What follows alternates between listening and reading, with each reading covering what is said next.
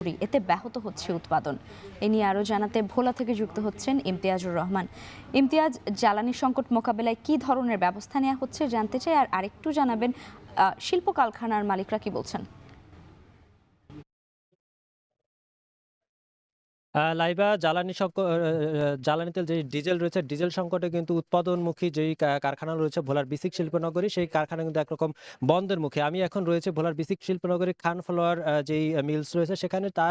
এখানে আটা, ময়দা, সুজি সহ যেই গবাদি পশুর খাদ্য উৎপাদন করা হয়, এই কারখানায় প্রায় ২ দিন পর্যন্ত ডিজেল সংকটের কারণে বন্ধ রয়েছে। এবং এই ডিজেল সংকটের কারণে যে সকল উৎপাদিত পণ্য রয়েছে, পণ্য কিন্তু জেলার ৭ উপজেলা সহ দক্ষিণ অঞ্চলে সরবরাহ করতে পারছে না। গাড়িগুলো কিন্তু লোড করা আছে কিন্তু যেতে পারছে। পাশাপাশি আপনাকে আরেকটা বিষয় জানিয়ে রাখি, ভোলার ৪ উপজেলায় যেই প্রাথমিক শিক্ষা প্রতিষ্ঠানের যে স্কুল ফিডিং এর যে সরবরাহ করা হয়, কিন্তু এই বিসিক স্বল্প নগরীর একটি কারখানা থেকে তৃষ্ণা বেকারি অ্যান্ড ফুডস এর মাধ্যমে। এই তৃষ্ণা বেকারির যেই সকল প্রায় ২ থেকে ৩টি তাদের যে মেশিন কারখানা রয়েছে, তা কিন্তু সম্পূর্ণ ডিজেল নির্ভর। এই ডিজেল সংকটের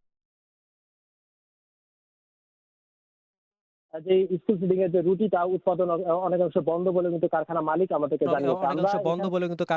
আমাদেরকে জানিয়েছে। আমরা এখানকার যে বিসিক শিল্পনগরীর যে অন্যান্য কারখানা রয়েছে তাদের সাথে কথা বলেছেন। প্রতিদিন এই বিসিক শিল্পনগরীতে প্রায় ১,০০০ থেকে ১,২০০ লিটার ডিজেলের চাহিদা রয়েছে, কিন্তু সেই তুলনায় ডিজেল না পেয়ে কিন্তু প্রায় ২ থেকে ৩ দিন পর্যন্ত তাদের কারখানা একরকম বন্ধের মুখে রয়েছে। এই বিসিক শিল্পনগরীতে প্রায় হাজারের অধিক শ্রমিক কিন্তু রয়েছে। এই কারখানা বন্ধের কারণে তারাও একরকম কর্মহীন অবস্থা রয়েছে বলে কিন্তু আমরা দেখেছি। তো এই ছিল আমার কাছে ভোলার বিসিক শিল্পনগরী এলাকা থেকে ডিজেল সংকটের সর্বশেষ তথ্য।